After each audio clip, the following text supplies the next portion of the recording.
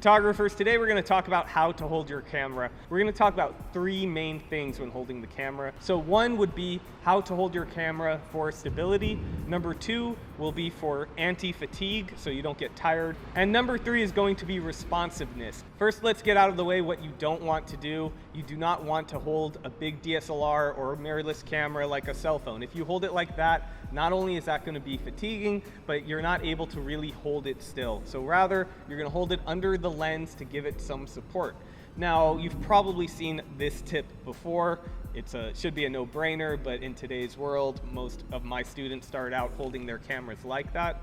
But there is more advantages to holding it under the lens than just being able to support your camera.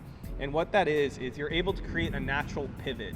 So when you create a V with your fingers and you place it right under the lens, you're able to maneuver the camera in any direction you want. So if you see something happening in your peripheral vision, you can quickly kind of rotate it. This will also play into, you guys might notice, I don't really grip the hand grip much. I'm just kind of letting it float around in my hand, so I don't really get tired. However, when you grip your focus ring, you're going to be a lot stiffer. It's going to be harder to maneuver. I just don't recommend that. When not actively shooting, another way I avoid fatigue is that rather than grip my camera, I simply create hooks with my finger and let the camera rest at my side. This takes zero strength.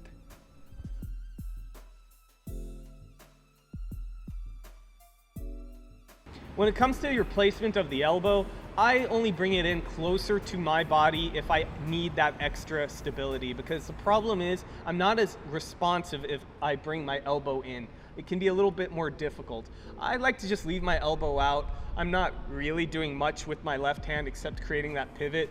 And so I prefer to shoot like that rather than bring the elbow in. However, if you do need to stabilize your shot more than the usual, I would recommend bringing the elbow in nice and tight and then firmly, but not too hard, just place the camera up against your eye. If I'm especially tired, I will use the method of hugging my lens. Basically, you take your arm and you rest it on the opposite shoulder, and then you prop your camera into the crook of your elbow. I find this does work for stabilizing my shots, but I'm really into having responsiveness. I need to be able to get shots quickly, and I'm not able to do so much with this type of shot. When it comes to shooting vertically, a lot of people will say there is a correct way, but I also know a lot of people have a hard time doing it that way. I personally always just shot by rotating it that way because A, it works with my V pivot where I'm able to just spin it. Some people like to keep their other elbow down in order to have more stability to hold a heavy camera. I find it really easy to momentarily just rotate the camera. It's not really a big deal for me, but everyone will be different. Honestly, if someone's telling you you're doing it wrong, don't listen to them. There's no right way. When it comes to your stance, I recommend leading with your front foot, and that creates more stability. I recommend staying on the tips of your toes in order to be able to move very quickly. Here I am awkwardly demonstrating it. Notice I'm able to quickly move side to side. Little bonus advantage to being able to quickly maneuver this way is if you're shooting with prime lenses and you've done it for a while, you likely know your field of view prior to raising the camera to your eye level. So you're able to quickly move into position by staying light on your feet. Anytime I can find something to prop my elbows onto, I definitely will. If I'm shooting an event that has like a cocktail hour, cocktail tables are perfect to prop your elbows against.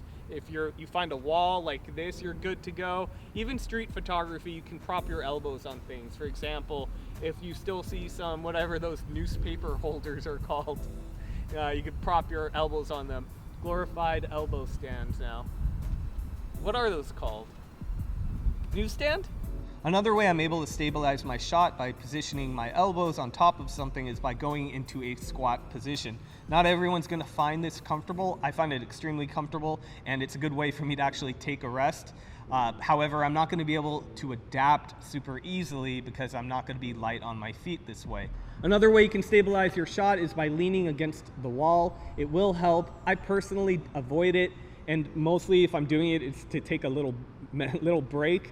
But if you need to stabilize your shot, you can use it. You're just going to do that at the cost of being very responsive because I'm not going to be able to move around as lightly as I could if I were on my feet.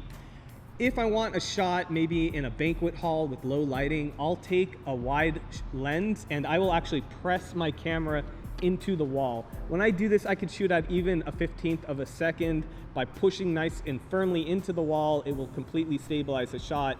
This is not as ideal as using a surface, maybe a wall or a tripod, of course, but it does work.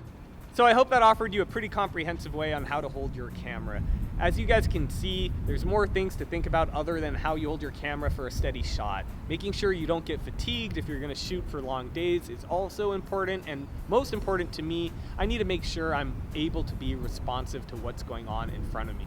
As a professional event photographer and street photographer, I need to be able to grab shots as I see it, and so holding my camera in a nimble way, in a way I can be more responsive, is essential.